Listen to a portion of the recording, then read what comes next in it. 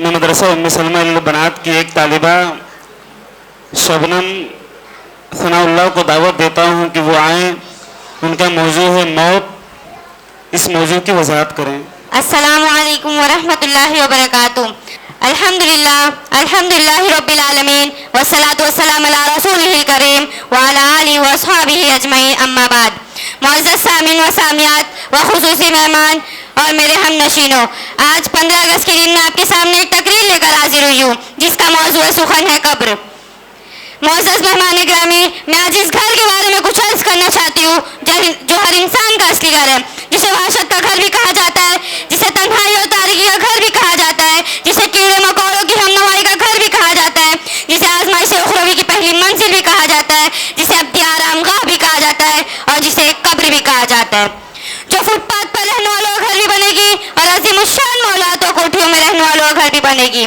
जहाँ उम्रा और रूसा को ही पहुँचना है और नादार और हुर्बा को ही पहुँचना है, जहाँ शदाद नमरूद जैसे जालिम भी पहुँचे और अंबिया जैसा मुक़द्दिस इंसान भी पहुँचा, जहाँ अबू जहल व अबू लहब जैसे काफिर भी पहुँचे और अबू बकर व उमर रज़ियल्लाहु तआला अन्हु जैसे सलहा भी पहुँचे, जहाँ बकरातुस सकरात जैसे हुक्म ही पहुँचे और आदम अलैहिस्सलाम भी पहुँचे, आने वाला आखिरी इंसान भी पहुँचेगा।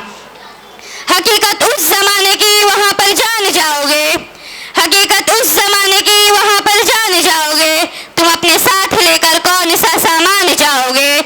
बहुत मगरूर होते हो तुम अपने महलों कारों पर, बहुत मगरूर होते हो तुम अपने महलों कारों पर, बताओ कौन सी गाड़ी पर तुम कब्रिस्तान जाओगे। कितने ही अफराद होते हैं जो सुबह की लंबी लंबी प्लानिंग और मनसूबा साजी करते हैं, हालांकि उनकी शब तारीख कोठरी में लिखी जा चुकी होती है। कितने ही नौजवान अपनी जवानी के जोर पर करते फिर रहे होते हैं, हालांकि उनका कफन बाजार में आ चुका होता है। कितने ही घरों में खुशियों के चराग रोशन किए जा रहे होते हैं कि मौत अचानक उन पर औस डाल देती है। हर गुजरने वाला लम्हा, दिन, हफ्ता, महीना और साल हमें हमारे सस्ते घर से करीब पता चला जाता है। अगर यहाँ पर आमाले सोले हुए तो कब्र की रहाइश आरामदा होगी, वहाँ की आजमाइश सहल होगी, ताहादनी का कब्र वसी कर दी जाएगी और जन्नत की जानिब से एक दरीचा खोल दिया जाएगा जिससे जन्नत की ठंडी ठंडी हवाएं आती रहेगी। आमाले सोलह कब्र को मुनव्वर कर देगी, कोई तारीखी ना रहेगी, सुकून व मसरत की नींद होगी, कोई फिक्र ना रहेगी। अगर यहाँ की हालत बरक्स हुए, आमाले सोलह ने किए, बेखबरी और गफलत में पड़े रहे तो कब्र का मामला बड़ा मुश्किल होगा, आजमाइश में नाकामी होगी, तारीकी ही तारीकी होगी, पस्तियाँ एक दूसरे में घुस जाएगी और सांप और बिच्छू मुसल्लत हो जाएंगे कि अगर जमीन पर फूंक मार दे तो सब्जा ना रहे।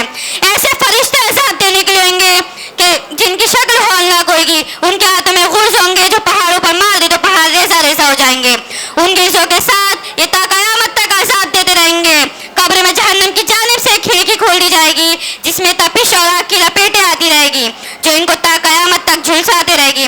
पल पल सदियों पर मुहित होगा लेकिन अज़ाब से कोई छुटकारा ना होगा। कब्र में ऐसी ताफ़ुन और बदबू होगी कि उसे दुनिया में ज़ाहिर कर दिया जाए तो तमाम जानदार इसकी नाकाबिले बर्दाश्त होने की वजह से हलाक हो जाएंगे। गर्ज ये है कि आमाले कब्र बद की वजह से अज़ाब का एक ऐसा नाकाबिले सासा बन जाएगी जिसका तसव्वुर अक्ल से किया जाना भी मुहाल है। वो अहले कब्र जिन्हें अज़ाब दिया जा रहेगा वो इस अज़ाब के छुटकारे के लिए जल्द हश्र कायम होने के मुतमनी होंगे। उन्हें ये वक्फा तवील से तवील तर होता हुआ महसूस होगा। हज़रत उस्मान गनी रज़ियल्लाहु तआला अन्हु के बारे में कहा जाता है वो जहन्नम और क़यामत का तज़किरे से उतना खौफज़दा नहीं होते जितना कि वो कब्र के तज़किरे से परेशान हो जाते हैं।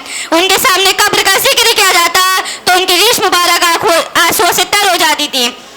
दुनिया की तारीकी और तन्हाई, सांप और बिच्छू और कोड़े से डरने वाले साथियों, कब्र में जाने का सामान फराहम करो, कब्र को रोशन करने वाला आमाल मुहैया करो, कब्र में कीड़े मकोड़ों के सामने ढाल बनने वाला ईमान पैदा करो। आखिर में अल्लाह रब्बुल आलमीन से दुआ है कि अल्लाह रब्बुल आलमीन हमें और आप सबको अज़ाब कब्र से बचाए। आमीन सुम्मा आमीन व मा अलैना इल्लल बलाग। अस्सलामु अलैकुम व रहमतुल्लाहि व बरकातुहू।